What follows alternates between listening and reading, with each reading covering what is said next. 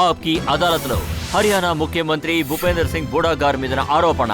ఆయన నేరస్తుల్ని కాపాడడానికి ప్రయత్నించారు. ఇది సిపిఎం వాళ్ళ పాలిట్ బ్యూరో వాళ్ళ ఆరోపణ. వాళ్ళు ఏమన్నారంటే భూపేందర్ సింగ్ హూడా ఇంకా ఆయన ప్రభుత్వం పోలీస్ ఇంకా ప్రభుత్వ అధికారుల్ని కాపాడడానికి ప్రయత్నిస్తున్నారని చెప్పారు. ఇది అబద్ధమైన ఆరోపణ. జ్యుడిషియల్ ఎంక్వైరీ తరువాత నేను మీకు చెప్పాను కదా, మా ప్రభుత్వం గొప్పతనం, నా బాధ్యతలు కూడా మీకు చెప్పా. తప్పు చేసిన వాళ్లు శిక్ష అనుభవిస్తారు, అదే మా ధ్యేయం. కానీ సీతారాం యాచూరి గారు ఏమన్నారంటే మీ ప్రభుత్వం అది విదేశాల మూలధనం, ఆ యాజమాన్ల నీడలో బతుకుతున్నారని అన్నారు. అదేంటంటే అది సీతారాం యేచూరి అన్నారు. ఆయన మా మిత్రుడు.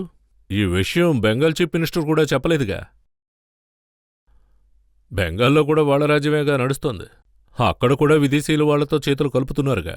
లేదు, ఆయన ఏమన్నారంటే మీరు ఎవరైతే ప్రొటెక్ట్ చేస్తున్నారో గవర్నమెంట్ ఆఫీసర్స్, పోలీస్ ఆఫీసర్స్, అది విదేశీ యాజమాన్లు చెప్పడం వల్లే చేశారని అంటున్నారు. లేదు, ఎవరూ నాకు చెప్పలేదు. ఎవరు చెప్పినా నేను చెయ్యను. అంటే ఇది నా ముఖ్యమైన కర్తవ్యం. దీనికి సంబంధించి జ్యుడిషియల్ ఎంక్వైరీ అనేది తప్పకుండా ఉంటుంది. చట్టం అనేది ఉంది. ప్రజలు చట్టాన్ని నమ్ముతారు. చట్టాన్ని మీరు ప్రవర్తించిన వాళ్ళు శిక్షార్హులు. ఏ ఎంక్వైరీ అయితే మీరు స్టార్ట్ చేశారో అది మీ అధికారులకు మాత్రమేనా?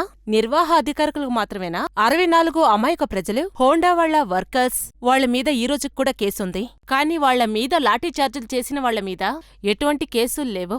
అందుకు మీకు ఎలాంటి ప్రూఫ్ కావాలి? మీ దగ్గర ఇంకో విషయం కూడా అడగాలనుకుంటున్నాను. చెప్పాలంటే మీరిప్పుడు ఒక స్టేట్మెంట్ ఇచ్చారు. న్యూస్ పేపర్లో మీ స్టేట్మెంట్ని చదివాము. ఎవరైతే అధికారులు ఇందులో ఇన్వాల్వ్ అయ్యారో ఆ టైంలో పదవిలో ఉన్న వాళ్ల మీద యాక్షన్ తీసుకుంటారా? కానీ వాళ్ళింకా పెద్ద పెద్ద పదవుల్లో అక్కడే ఉన్నారు. ఇది మీరు వాళ్ళకిచ్చిన క్రెడిటా? లేదు లేదు, మీరు తప్పుగా అనుకున్నారు. ఇది తప్పుడు వార్త. అక్కడ గుడ్గావ్లో డిప్యూటీ కమిషనర్ లేడు, ఎస్పీ కూడా లేడు.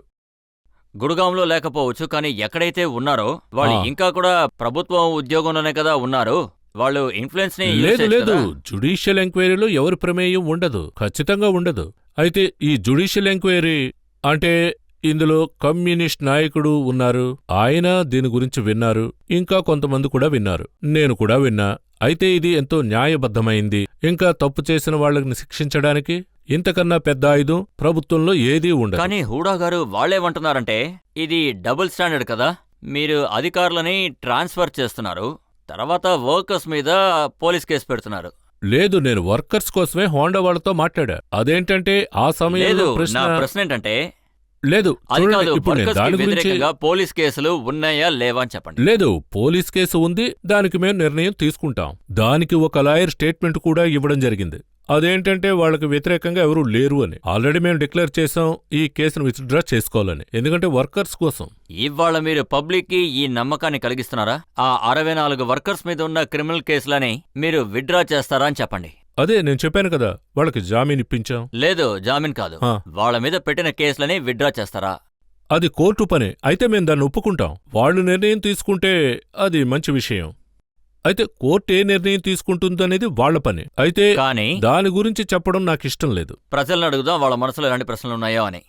మీరు నేను గల్పత్ దల్వర్ సింగ్ చెప్పండి. నేను ఒక వకీల్ని. సరే, అడగండి. నేను ప్రియమైన ముఖ్యమంత్రి గారిని ఒకటి అడగాలనుకుంటున్నా. ఆయన 64 మంది వర్కర్స్ కి ఎదురుగా కేసు పెట్టారు. ఇంకా దానికి ఎవరు కూడా బాధ్యత తీసుకోకుండా వాళ్ళని కేవలం ట్రాన్స్ఫరే చేశారు. వాళ్ళు జ్యుడిషియల్ ఎంక్వైరీ ద్వారా ముఖ్యమంత్రి గారు కాపాడుతున్నారు. ఇంకా ఎంతమంది వర్కర్స్ ఎవరికి వ్యతిరేకంగా ఇంత పెద్ద ధర్నాలు చేశారో వాళ్ళని కొట్టారు. వాళ్ళకి వ్యతిరేకంగా ఇమీడియట్ గా కేసు వేశారు. ఒకటి, ఆ అధికారుల మీద మీరు కేసు వేయాల్సింది, లేదంటే ఈ వర్కర్స్ కి ఎదురుగా మీరు కేసు వేయకూడదు. నేను ఈ రెండిటికి సమాధానాన్ని మీ దగ్గర నుంచి ఎదురు చూస్తున్నాను. విషయం ఏంటంటే ఏ వర్కర్స్ తరపున వాళ్ళు ఎగ్నెస్ట్ గా కేసు పెట్టారో అది నేను జ్యుడిషియల్ ఎంక్వైరీ చేయించడానికి ముందే జరిగింది. అవును, అది ముందే జరిగిన విషయం. నేను జ్యుడిషియల్ ఎంక్వైరీ అనౌన్స్ చేసిన తరువాత జ్యుడిషియల్ ఎంక్వైరీయే నిర్ణయం తీసుకుంటుంది. అది కూడా వాళ్ల తరపున నిర్ణయం తీసుకుంటుంది. చూడండి హూడా గారు, ఎలా అయితే వర్కర్స్ కి వ్యతిరేకంగా జ్యుడిషియల్ ఎంక్వైరీ స్టార్ట్ అవుతోందో కేసులు వెయ్యగలరో, అలాగే ప్రభుత్వ అధికారుల మీద కూడా కేసులు వెయ్యొచ్చు కదా. సంఘటన జరిగిన చోటుకి నేను వెళ్లి అక్కడే జ్యుడిషియల్ ఎంక్వైరీ గురించి అనౌన్స్ చేశా. కానీ అంతకు ముందే ఈ కేసులు పెట్టడం జరిగింది. అయితే దాని గురించి నేను ఏమంటాను అంటే ఇది ప్రభుత్వం యొక్క పని అని వాళ్ళకందరికీ జామీనిప్పించా. వాళ్లతో కలిసి మాట్లాడాను. వాళ్ళు మాకేమీ తెలీదు అన్నారు. ఇప్పుడు ఒక విషయం నిర్ణయం తీసుకుంటే అది వాళ్లే కూర్చొని నిర్ణయం తీసుకుంటారు, అది నేను కాదు కదా. వాళ్ళిద్దరూ ఒకటిగా కలిసి ఆ నిర్ణయం తీసేసుకున్నారు. నేను గుడగాంలో ఉంటున్నాను. గుడగాం డిస్ట్రిక్ట్ కోర్టులో నేను ప్రాక్టీస్ చేస్తున్నాను. ఇద్దరు ఆఫీసర్ల డైరెక్ట్ ఇన్వాల్వ్మెంట్ ఉంది. వాళ్ళకెదురుగా క్రిమినల్ కేసు వేసుండాలి. వాళ్ళని సస్పెండ్ అన్నా చేసుండాలి. నేను ఇది కూడా చెప్తున్నాను, ముఖ్యమంత్రి గారు, మీరు ఇద్దరు అధికారులకు షెల్టర్ ఇస్తున్నారు. ఇంకా కార్మికులకి మీరు ఎటువంటి న్యాయం కూడా చేయలేదు. లేదు, మీరు చూడండి, జ్యుడిషియల్ ఎంక్వైరీ చేసినప్పుడు ఇద్దరు అధికారుల గురించి కూడా మీరు చెప్పారు. అది నేను ఆ సమయంలో చెప్పాను.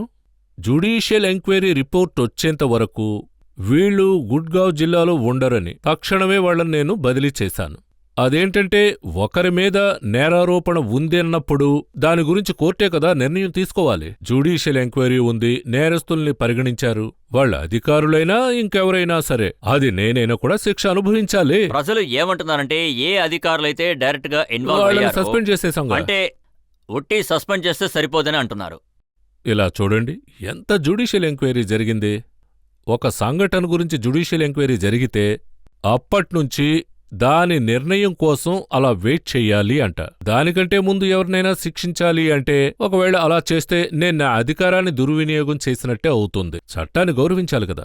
జ్యుడిషియల్ ఎంక్వైరీ అనేది సాధారణ విషయం కాదు.